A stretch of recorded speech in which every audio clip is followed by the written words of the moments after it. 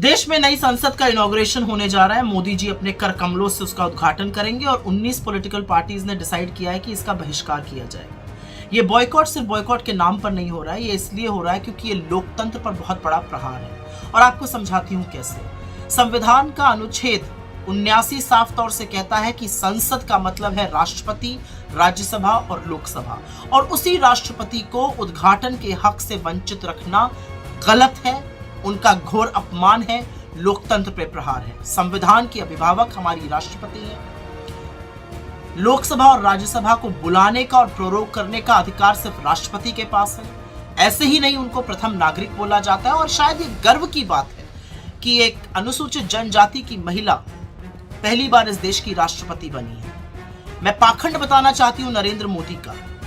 जब दलित राष्ट्रपति थे, बहुत ढोंग रचा गया, बहुत ढोल पीटा गया इधर उधर, लेकिन नींव डालते वक्त रामनाथ कोविंद जी को नहीं बुलाया गया। द्रौपदी मुर्मू जी के नाम को भी बहुत भुनाया गया, लेकिन उद्घाटन के वक्त उनको ना बुलाना इस देश की राष्ट्रपति महामहिम का घोर अपमान है और इसका हर पॉलिटिकल पार्टी विरोध करती है। तो इतिहास तो रचा जाएगा, और इतिहास इसलिए रचा जाएगा क्योंकि जब देश की नई संसद का इनॉग्रेशन हो रहा था तो समूचा विपक्ष उसके विरोध में खड़ा था, क्योंकि वहां पर राष्ट्रपति का अपमान हो रहा था, लोकतंत्र की प्रणाली का अपमान हो रहा था। और बहुत झूठ परोसा जा रहा है। इंदिरा जी ने ये कर दिया, राजीव जी ने वो कर दिया। सबसे पहले तो संसद का इनॉग्रेशन और अनेक्स और लाइब्रेरी का दो अलग अलग बातें हैं। आपकी जानकारी के लिए बता दूं कि जिस अनेक्स की बात करी जा रही है उसका फाउंडेशन स्टोन वीवी गिरी राष्ट्रपति थे, उन्होंने ले किया था। इनॉग्रेशन इंदिरा जी ने किया।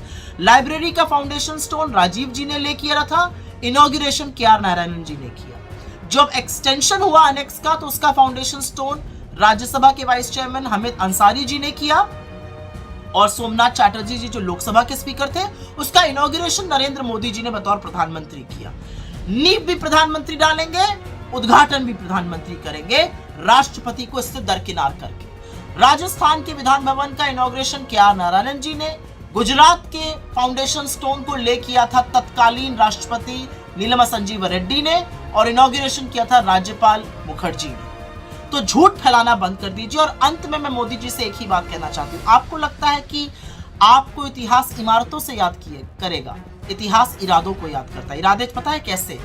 200 साल की ब्रिटिश हुकूमत के बाद IIT, AIIMS, ISRO, park, Indian research institute बनाने वाले इरादे, जय किसान जय जवान का नारा देने वाले इरादे, विश्व का भूगोल बदलकर पाकिस्तान के 2 टुकड़े करने वाले इरादे, 19वीं सदी की बात करते वक्त 21वीं सदी की नींव रखने वाले, सूचना की क्रांति लाने वाले इरादे, IT और टेलीकॉम रेवोल्यूशन की क्रांति लाने वाले इरादे, 1991 में विश्व के साथ भारत को जोड़कर हमारी इकोनॉमी को खोलकर रोजगार बनाने वाले इरादे, 2004 से 14 के बीच मनरेगा, खाद्य सुरक्षा अधिनियम, right to education, right to information, वो बुलंद इरादे। इससे इतिहास याद करता है। इमारतें तो सीमेंट और ईंट की होती हैं, और स्पेशली जब वो ईंटें अहंकार की हों, तो इतिहास आपको महंगाई के लिए, बेरोजगारी के लिए, गरीबी के लिए, चीनी अतिक्रमण के लिए,